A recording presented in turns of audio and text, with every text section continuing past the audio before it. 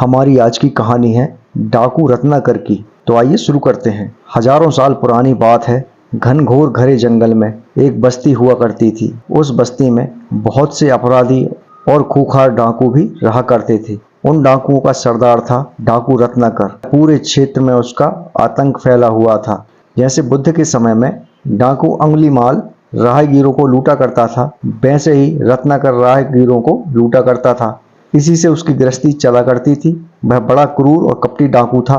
एक बार कुछ साधुओं की टोली उस क्षेत्र से गुजरी। रत्नाकर ने उन्हें जोर से ललकार कर कहा, रुक जाओ और जो कुछ तुम्हारे पास है मेरे हवाले कर दो। साधु विचलित नहीं हुए, वे शांत स्वभाव से खड़े रहे। रत्नाकर ने फिर ललकारा। इस बात पर साधुओं के प्रमुख ने कहा, हमारे पास दान दक्षिणा का जितना भी धन है हम तुम्हें दे देंगे, किंतु तुम जो कर रहे हो वह पाप कार्य है। पाप का फल अगले जन्म में भुगतना पड़ता है। ठीक से सोच समझ लो और पहले तुम अपने परिवार वालों से पूछ कर आओ कि क्या वे तुम्हारे पाप कार्यों में भागीदार होंगे। डाकू रत्नाकर अकड़ कर बोला, होंगे क्यों नहीं, क्या मैं उनका पेट नहीं पाल रहा हूँ। बूढ़ा साधु बोला, यदि वे हाँ कर देंगे तो हम सब कुछ तुम्हें दे देंगे, पूछ कर तो आओ। रत्नाकर कहाँ मानने वाला था, कहने लगा, बड़े चालाक बनते हो। इधर मैं जाऊंगा उधर तुम 9-2-11 हो जाओगे, फिर तो मेरा शिकार हाथ से निकल ही जाएगा। ऐसा करूंगा तो मेरा धंधा कैसे चलेगा। साधु ने कहा, इसका उपाय हम तुम्हें बताते हैं, तुम हमें रस्सी से पेड़ों के साथ बांध जाओ। रत्नाकर को इसमें कोई हर्ज नजर नहीं आया। उसने साधुओं को बांध दिया और घर चला गया। घर जाकर उसने अपने परिवार वालों से प्रश्न किया, जैसा साधुओं ने उसे बताया था। घर के एक एक सदस्य ने साफ कह दिया, हम तुम्हारे पाप अपने सिर नहीं ले सकते। हमारा पेट पालकर तुम सिर्फ अपना फर्ज निभा रहे हो, पाप पुण्य तुम जानो। परिवार वालों का उत्तर सुनकर उसके होश उड़ गए। इनमें से तो हर कोई कमा कर ला सकता है, पर मेरा कमाया खाते हैं और मेरे पाप के भागीदार नहीं बनना चाहते हैं। वह भारी कदमों से जंगल को वापस आ गया और हाथ जोड़कर साधुओं से बोला, महाराज, कोई मेरे पाप का भागीदार नहीं बनना चाहता, आप मुझे रास्ता दिखाओ, मैं क्या करूं। अब संसार में मेरा कोई नहीं रहा, मैंने सबसे नाता तोड़ लिया है। साधुओं को तो पहले से ही पता था कि क्या परिणाम निकलना था।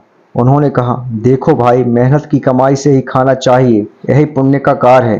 पुण्य ही मनुष्य के साथ जाता है, घर परिवार तो मोह माया का धोखा है। रत्नाकर को समाज में सब जानते थे कि वह डाकू है, उसे कोई काम मिल ही नहीं सकता था। अपनी भलमनसाहत की वह दुहाई देता था, कोई मानने वाला ही नहीं था।